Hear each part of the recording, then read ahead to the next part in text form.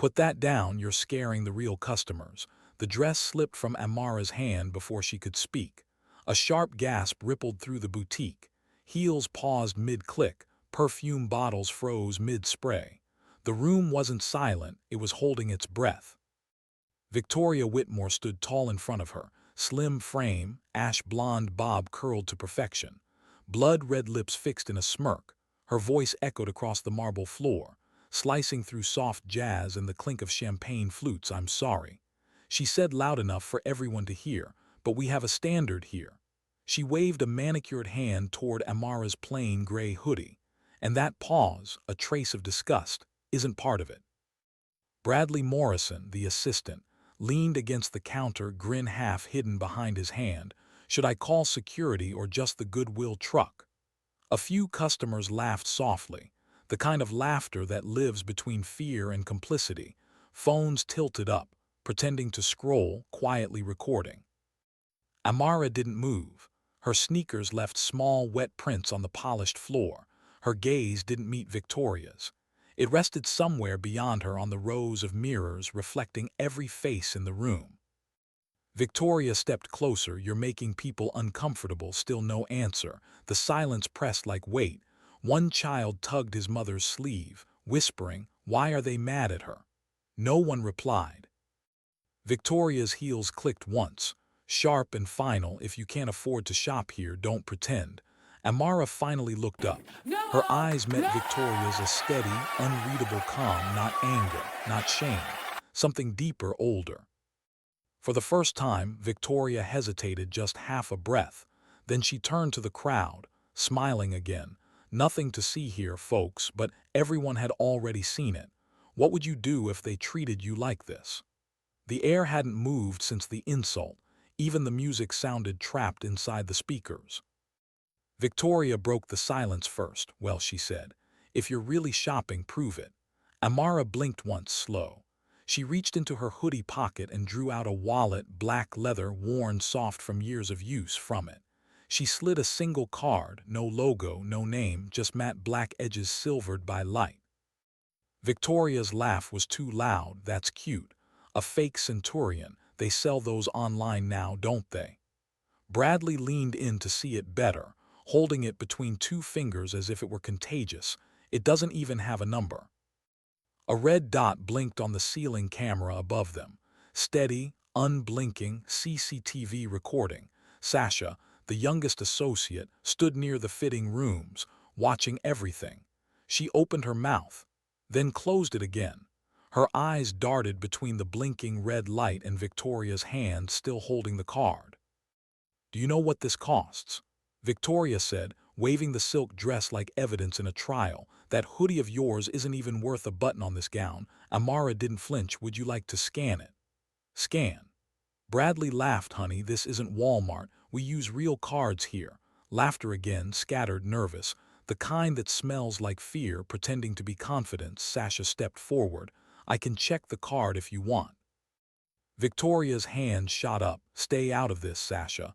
Some people enjoy wasting our time." The door chimed. A couple entered mid-con conversation only to stop at the sight of the standoff. The man whispered, "Is she stealing?" Victoria straightened, voice crisp, "We're handling it." Amara looked at the mirror wall. 10 Victorias staring back. In each reflection, the red light glowed brighter. "Do you have an ID?" Victoria demanded. Amara's tone was measured, quiet. "Do you?" The words didn't sound like defiance. They sounded like curiosity, dangerous curiosity. Bradley rolled his eyes. "Let's save everyone's time. Call security." The crowd parted slightly, a ripple of tension. The couple slipped toward the door, pretending not to see. Sasha lingered, whispering, "Ma'am, maybe just let me." Amara's eyes softened for a moment. "It's all right." She reached to take the card back, but Victoria pulled it away, glancing toward Bradley. "Record this." She said under her breath, "If she makes a scene, corporate will thank us." Bradley lifted his phone, camera ready. Another red light joined the one above. Amara's reflection met both. 2 red dots, 2 witnesses. "I'll wait," she said simply. Victoria froze at the tone, controlled, polite, but heavy enough to make silence gather again. Behind them, Sasha quietly pressed the store's internal call button. an alert that connected directly to mall security. Her finger trembled before releasing it. Outside, rain streaked. A tiny droplet fell from the hem of Amara's sleeve onto the marble. It spread slow and dark like ink, claiming ownership of the floor. The clock above the counter ticked once. Everyone could hear it. "Security's on the way," Bradley said. "Hope you enjoyed your little fantasy." Amara took one step back, giving them space as if she were the one showing restraint. Her eyes lifted again to the red light, the faintest smile. Sasha followed her gaze and knew this wasn't over. Outside, thunder rolled over the mall roof. The cards still lay on the counter, black and silent. Every camera still watching. Two guards entered, uniforms pressed, radios crackling, boots clicking against marble. The store fell perfectly still. Victoria's tone turned sweet, rehearsed. "Thank you, officers, this woman was disturbing customers." Amara didn't resist. She simply turned toward them, hands visible, calm. One guard, a tall man with tired eyes, hesitated when their gazes met. "I just asked to make a purchase," she said quietly. Bradley scoffed with a toy card. The guard frowned. "Ma'am, do you have a receipt or she doesn't?" Victoria snapped. "Please escort her out before she embarrasses herself further." A small crowd had gathered outside the glass doors now, watching. Phones rose again. The jazz had stopped. Only the hum of the air conditioner filled the room, steady as judgment.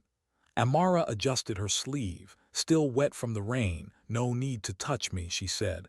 Her tone wasn't defiant, it was factual, like an instruction. One guard gestured politely toward the exit. "Ma'am, if you'll follow us," she did, step by step, past the mirrors, the mannequins, the staring faces at the door. Victoria called out, voice bright with triumph, "Next time, maybe dress like you belong." Amara stopped, turned just enough for her voice to carry.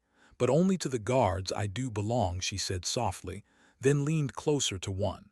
So only he heard, "I'm the one who signs your paycheck." The guard froze, blinked once, twice. She smiled faintly, then stepped into the rain. The doors slid shut behind her with a soft mechanical hiss. Inside, no one moved. Outside, thunder answered for her. By nightfall, the rain had stopped, but the storm had already begun.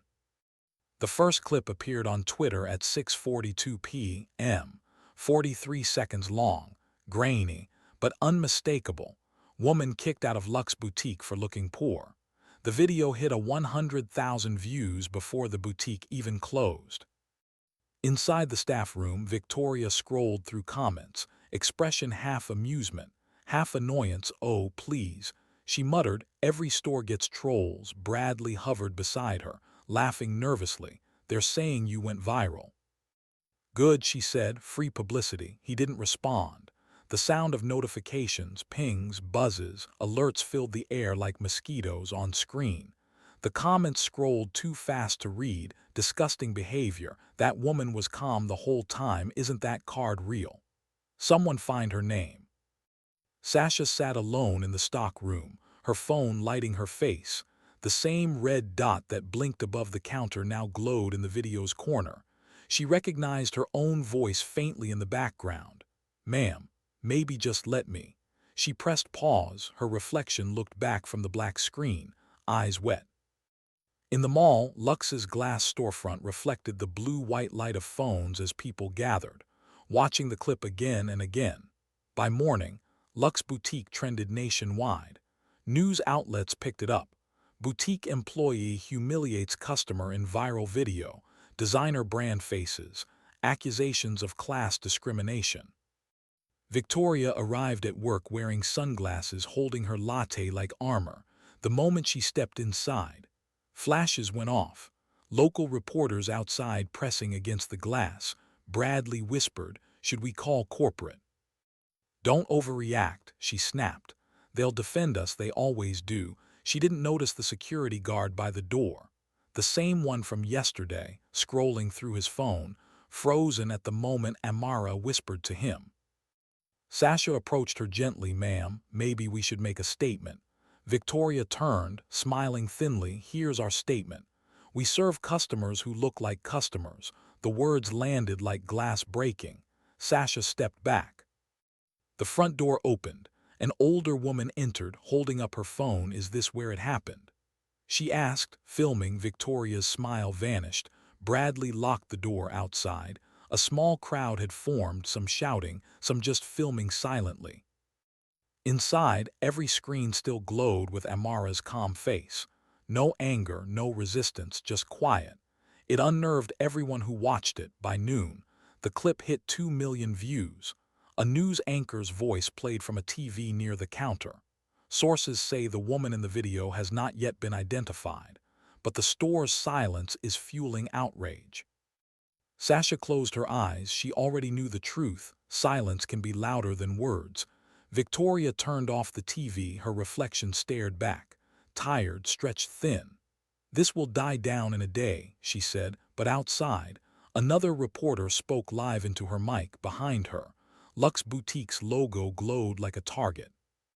And somewhere in the city, Amara watched the same report on her phone, expression unreadable. The glass tower of Luxe headquarters glittered above downtown. Pretending nothing had happened inside, the air smelled of citrus polish and fear. Marcus Chen sat at the head of a long walnut table, the kind that reflected every light and every lie around him. The executive team shifted in their chairs, pretending to check their phones on the wall-mounted screen. The viral clip played again. Victoria's voice filled the room. "Put that down. You're scaring the real customers." Then Amara's calm face, her stillness, her eyes frozen in a pause that had already been seen 20 million times. No one spoke until the video ended. "Who approved this employee?" Marcus asked softly. No answer. He clicked play again, slower this time, dragging the timeline bar, frame by frame, the card, the hand, the red light blinking above. A marketing director cleared his throat. "Maybe it's staged. One of those social experiments for clicks." Marcus didn't respond. He rewound the clip to the moment Amara looked up, even pixelated. Her gaze pierced the room. "That's not an actress," he said. Finally, silence. Across the table, the head of PR flipped through her notes. "We've issued a holding statement. No comment until investigation." Marcus turned toward her. "How many statements will it take to erase a face like that?" She looked down. He leaned back, staring at the rain streaking down the window. "Pull up the employee file for the customer in the clip. If we're going to defend our staff, we should know who they humiliated." The HR manager hesitated. "Sir, we don't have her name. She didn't pay or sign anything." "Then run the facial recognition from our loyalty database. Every VIP's visit is logged." Keys clacked. A loading bar crawled across the screen. When it stopped, a single profile appeared. Name: Amara Johnson. Role: founder, Luxe Boutique. Status: active shareholder. The room went still. Someone whispered, "That can't be right." Marcus zoomed in on the ID photo. Same eyes, same quiet, second evidence undeniable. He removed his glasses, pressing them into his palm until the frame bent. "She walked into her own store," he said, "and we threw her out." The head of PR whispered, "What do we do?" He looked up. Nothing yet. The world's already speaking. They watched as another news alert pinged across the screen. Sources confirm woman in viral Luxe video is company founder. A collective breath left the room. Marcus stood buttoning his suit jacket. "Get me Victoria Whitmore's file and Bradley Morrison's. Do you want us to prepare statements?" He shook his head. "No, prepare chairs. We're going to hear them explain this in person." As he left, the projector kept playing the loop, Amara's face, the card, the moment before the guards arrived. The red camera light blinked once more. Even in silence, morning light slanted across the boutique's marble floor, cutting the space into stripes of gold and shadow. Victoria's heels clicked like punctuation marks. "They're exaggerating," she said, pacing. "Internet mobs always do." Bradley sat behind the counter, scrolling through the comments. He swore not to read. "It's bad," he murmured. "They're tagging corporate. Some people are calling for your firing." Victoria laughed without humor. "Let them try. Marcus knows who makes this store money." Her reflection glimmered in the mirror wall. perfect posture, trembling hands. Sasha stood by the racks, folding blouses that didn't need folding. The silence between them was heavier than glass. You think she'll sue? Bradley asked. She can't. She has no proof. Sasha turned. There were cameras. Victoria's tone snapped like static. Then we'll say the footage was edited. A long pause. The clock ticked once. Sasha put down the blouse carefully. Ma'am. She didn't yell. She didn't even argue. Maybe enough. Victoria cut in. If you can't handle pressure, maybe you should find a store that doesn't make headlines. Sasha's jaw tightened. Maybe I will. She unpinned her name badge, placed it on the counter, and walked toward the door. Victoria watched her go. Lips pressed thin, ungrateful, she muttered. Outside, the street shimmered with last night's rain. Neon signs flickered across the wet pavement, bending their reflections into distorted shapes. Through the glass, Bradley glimpsed a gray car stopping at the crosswalk. A woman in a dark coat sat behind the wheel, unmoving. For a second he thought he recognized her. Then the light changed and she was gone. Marcus Chen's office overlooked the city, thousands of windows, all pretending to be stars. He hadn't slept. The headlines still burned on his tablet. Lux found her humiliated in her own store. The phone on his desk vibrated again. Journalists, shareholders, even the mayor's office wanted a response. He ignored them all instead. He found a number at the bottom of an old contract, an emergency contact from Lux's earliest filing. He dialed it, one ring, two, then her voice. Marcus, he froze. Amara, you saw the video? She asked. Yes, then you already know everything. Her tone was quiet, but it carried weight, the kind that left no room for apology. I don't know how this happened, he said. Those employees are exactly what the brand became. She finished for him. He turned toward the glass, watching rain streaks carve pale rivers across the skyline. You built this place. Lux was your idea, the inclusivity campaign, the local workshops, and now it's a stage. She said softly, a place where people perform superiority. He exhaled. Let me fix it. I'll issue a public apology tonight. No. The word landed with the calm finality of a closing door. Don't speak, she said. Let them show who they are. The truth doesn't need a defense. He hesitated. You could own the narrative. I don't need to own it, she replied. I already lived it. Her voice shifted, softer, almost reflective. Do you remember the first store, the warehouse near the pier? He nodded, though she couldn't see him. The floorboards creaked when customers walked in. And we served everyone. She said, students, single mothers, anyone who wanted to feel seen. I made them coffee myself. The silence stretched. He could almost hear the hum of those old fluorescent lights, the sea wind slipping through the cracks in the door. Then she spoke again. Tell me, Marcus, how many people do you think would recognize me now? He didn't answer. She continued. The company forgot its face. That's why I walked in. I needed to see it with my own eyes. He gripped the edge of his desk. What are you going to do? Nothing, she said, for now, but the board, they'll panic, they'll strategize, let them. By morning, their words will contradict their ethics. That's how truth wins. He almost smiled despite the shame curling in his chest. You were always 5 moves ahead. No, she said quietly. I just don't play games anymore. For a moment, the city noise vanished. The only sound was the faint buzz of electricity in the lights above them. 2 people tethered by a shared mistake. Marcus, she said finally, when you meet them, don't defend me, just listen. He understood then this wasn't vengeance. It was precision. Before hanging up, she added one last line. At midnight, release a statement, 1 sentence only. What should it say? He asked. Her pause was deliberate. It should say, the founder has spoken. We will listen. The line went dead. Marcus stared at the city until his reflection in the window looked like someone else entirely.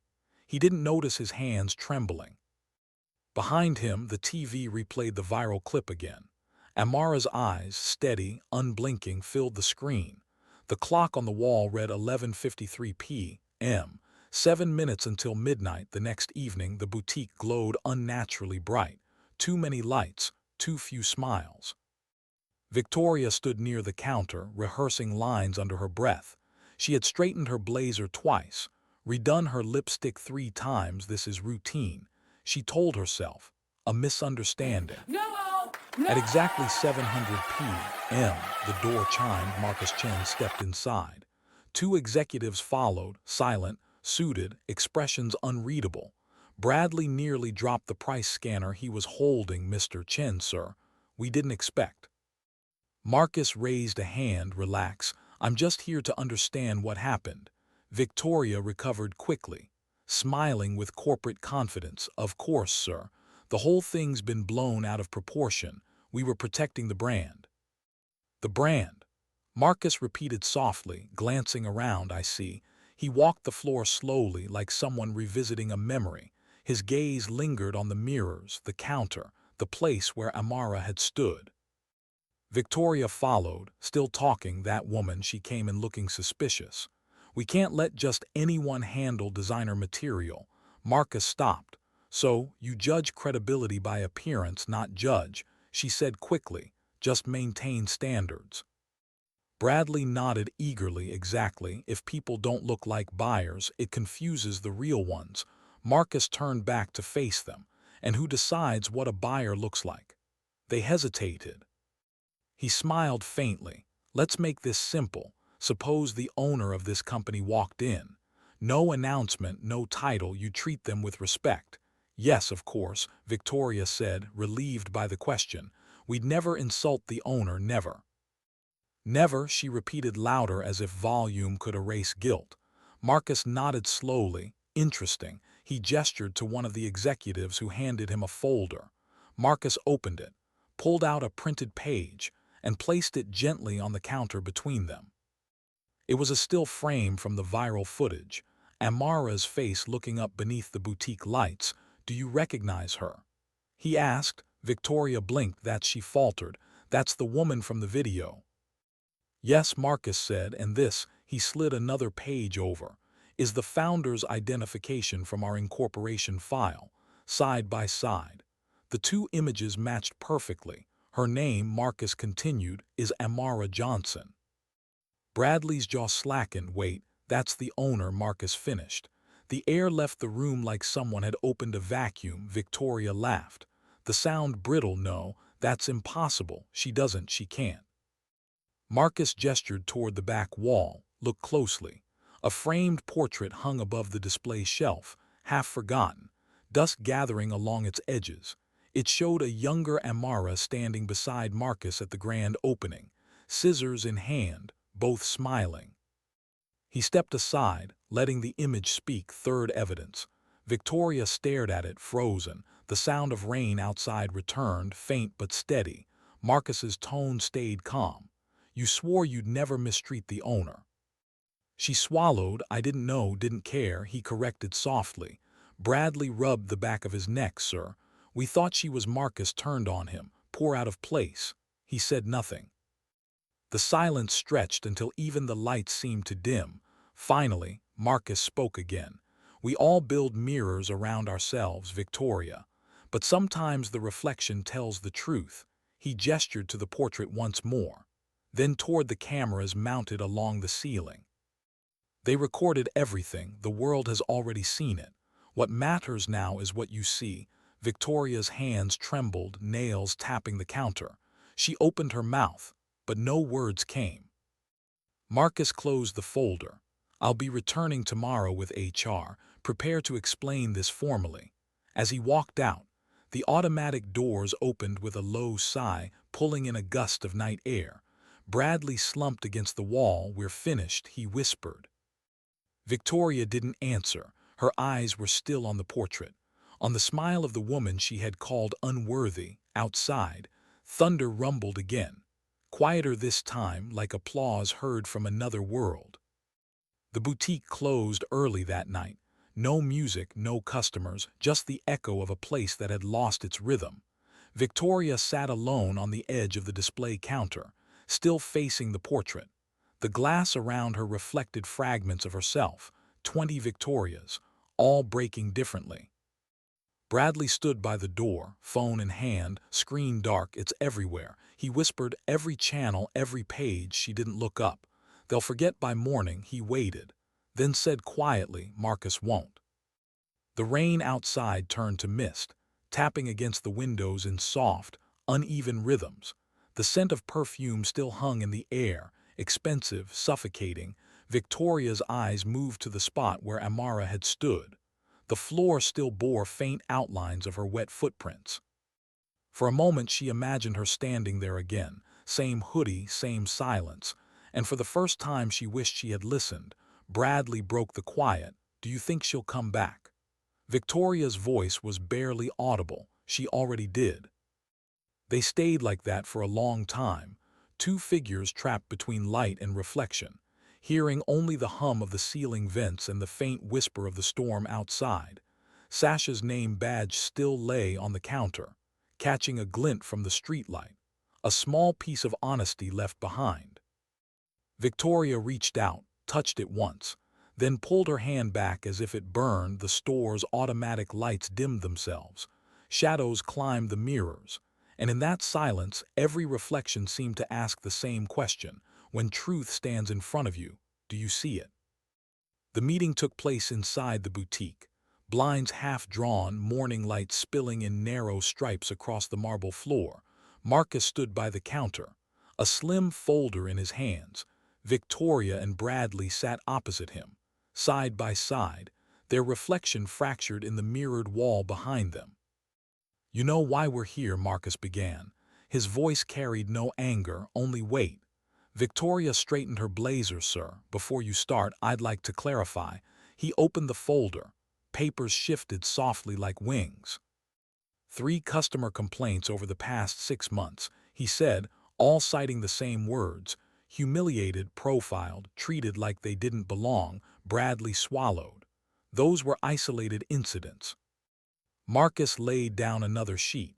Each one under your supervision. Silence. A faint ticking came from the wall clock, the sound sharp in the quiet. Victoria folded her arms. We manage an exclusive brand. People exaggerate when they don't fit the profile. The profile. Marcus repeated, remind me what that looks like. She hesitated, eyes flicking to the door. Professionals, polished people who reflect the image of luxe. The image, he said slowly, not the values. Before she could respond, the glass doors slid open. Amara stepped in, no hoodie this time. A dark tailored coat, minimal jewelry, stillness sharper than authority. The room shifted around her like gravity had changed. Bradley stood up automatically, muttering "Emson," then sat down again, unsure if standing helped or hurt.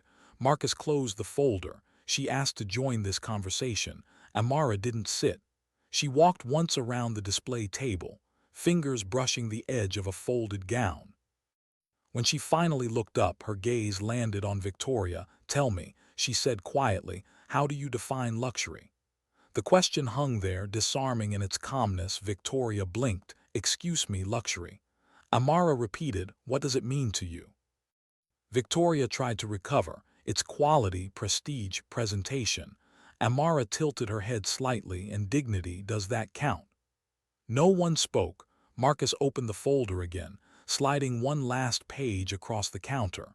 A printed email from a former staff member describing routine class-based humiliation. 4th evidence.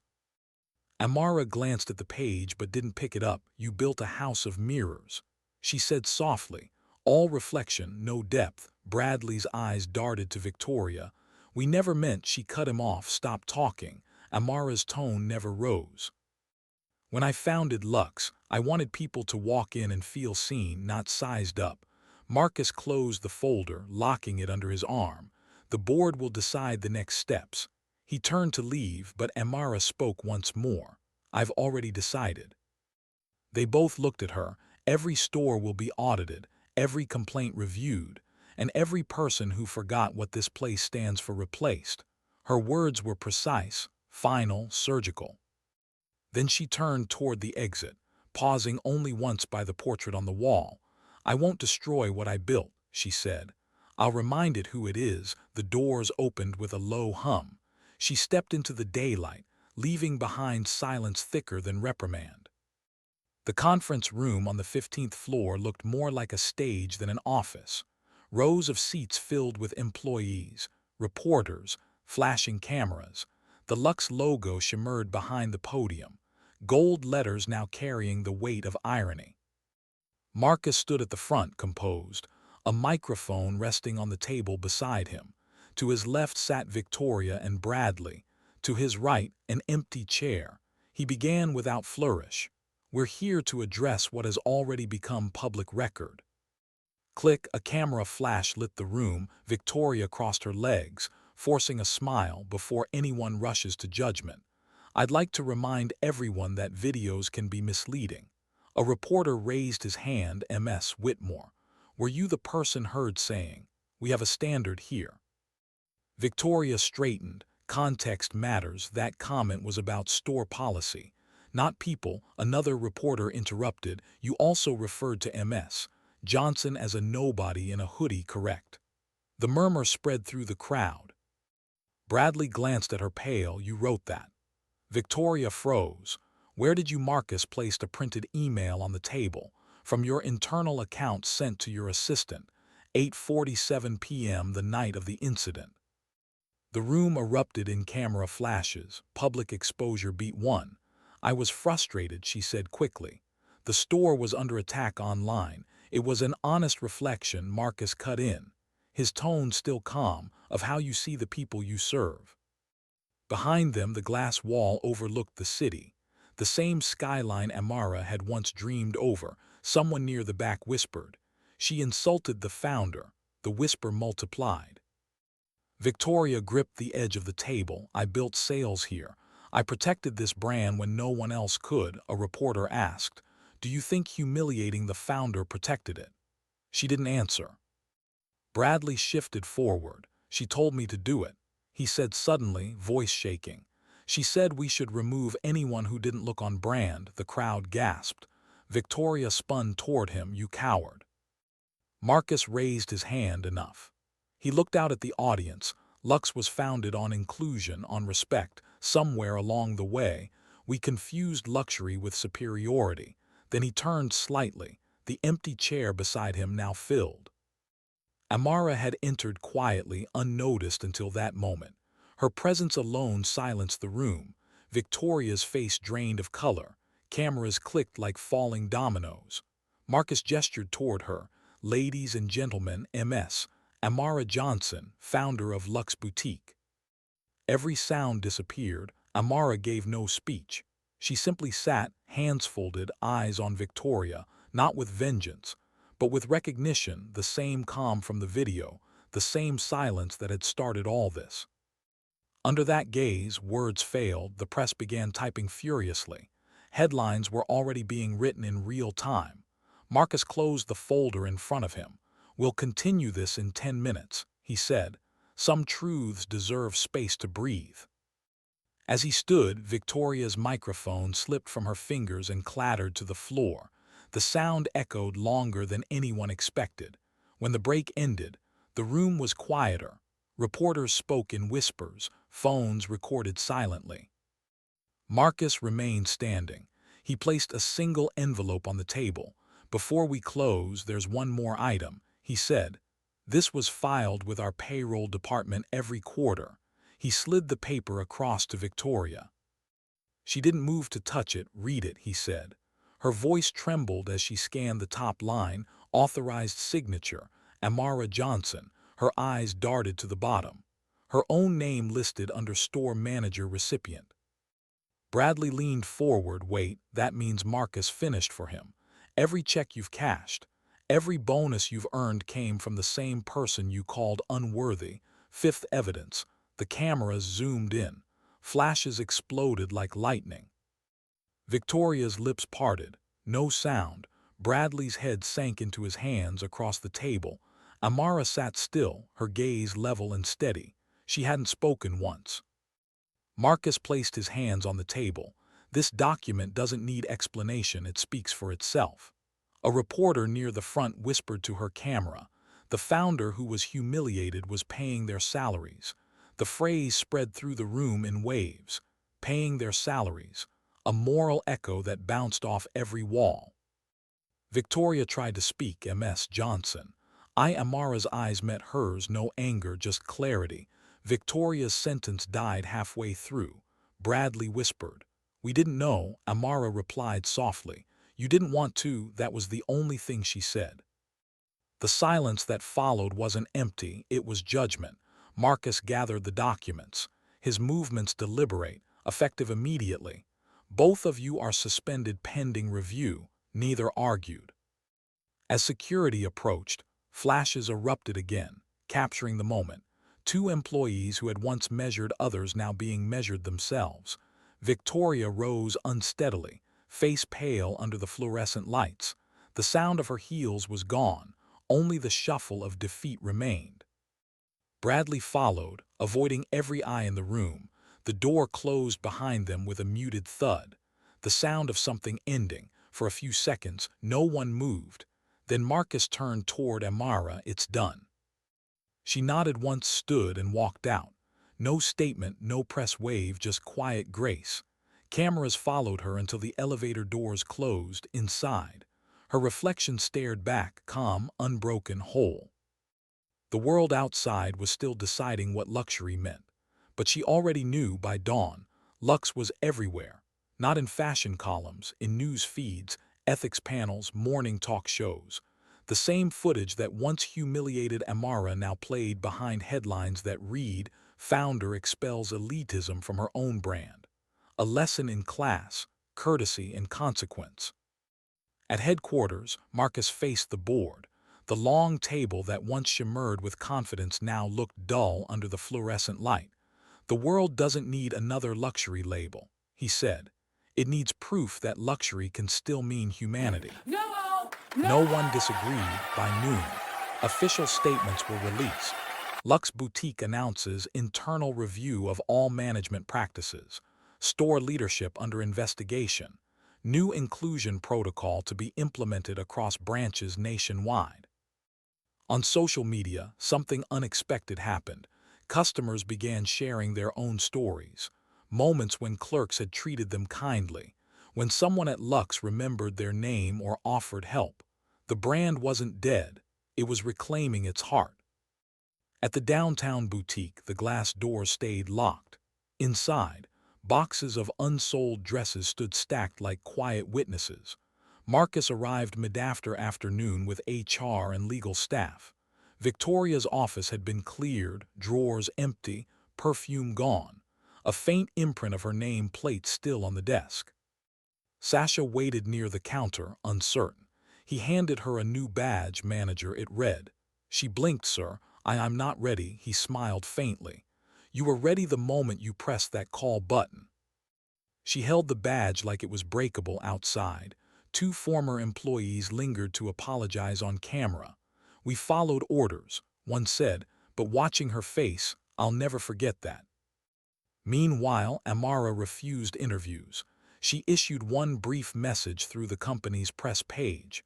I built Luxe to remind people that elegance begins with respect.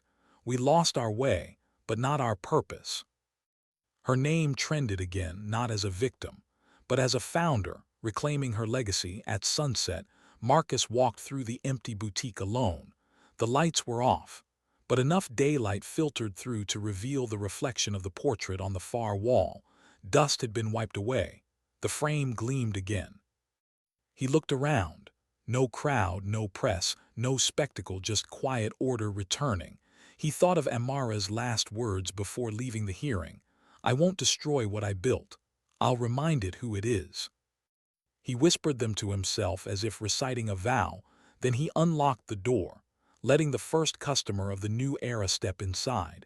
3 weeks later, Luxe reopened behind covered windows and a new scent, fresh paint and promise. The marble floor gleamed again, but softer now under diffused light. The sharp gold accents had been replaced with brushed brass.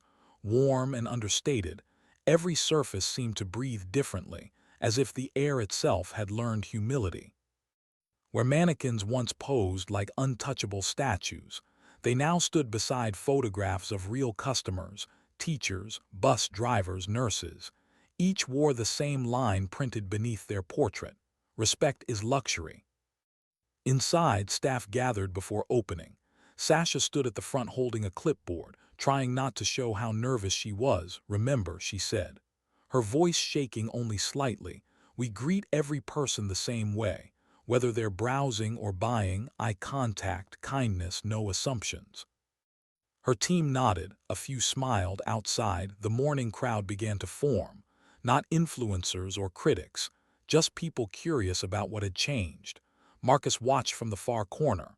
The brand's new training materials, designed under Amara's direction, sat neatly stacked on a side table. Each booklet carried her words: "Luxury begins when no one feels beneath it." The clock struck 10, the automatic doors opened. The first customer was a woman in a denim jacket, pushing a stroller. She hesitated, almost expecting the same old coldness. Sasha smiled. "Good morning, take your time. Let me know if you need anything."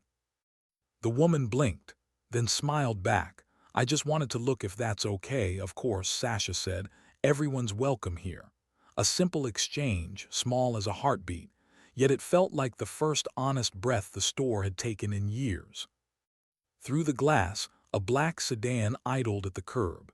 Inside, Amara watched. No press, no cameras, just her and the quiet proof of transformation. She saw Sasha guiding a customer toward the fitting rooms. Saw Marcus step aside to help an elderly man with his coat. It was ordinary, beautiful in its ordinariness. Her reflection in the car window overlapped with the store's new motto on the glass: "Respect is luxury." She smiled, faint but real. Then she tapped the driver's shoulder. "Let's go."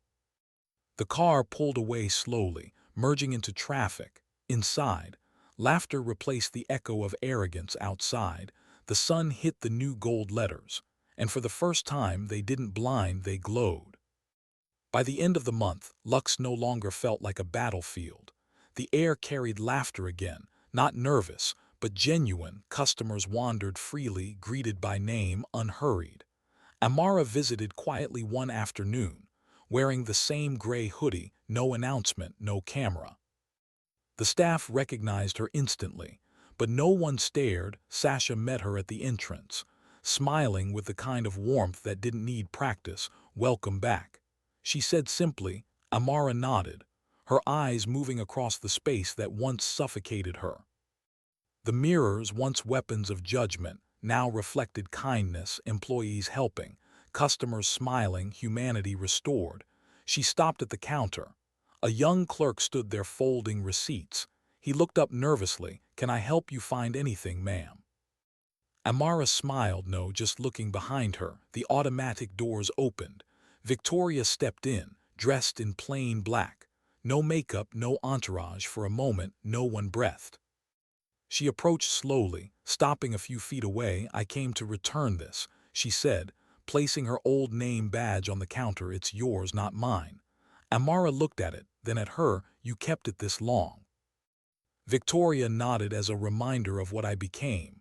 Their eyes met, not forgiveness, not hatred, just truth between equals for the first time. Amara's voice was calm. "Then keep it, but remember why." Victoria hesitated, then took the badge back, clutching it quietly before leaving through the same doors she once ruled. Outside, the wind caught her hair, and for a brief second she looked lighter. Amara turned back to the counter. The clerk handed her a folded note.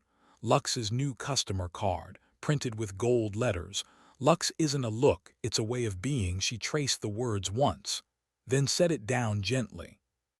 As she stepped outside, sunlight spilled over the pavement, the very spot where she had once been thrown out. Now it was just another entrance. She didn't need to prove herself anymore because now she was the proof. What would you do if dignity walked through your door?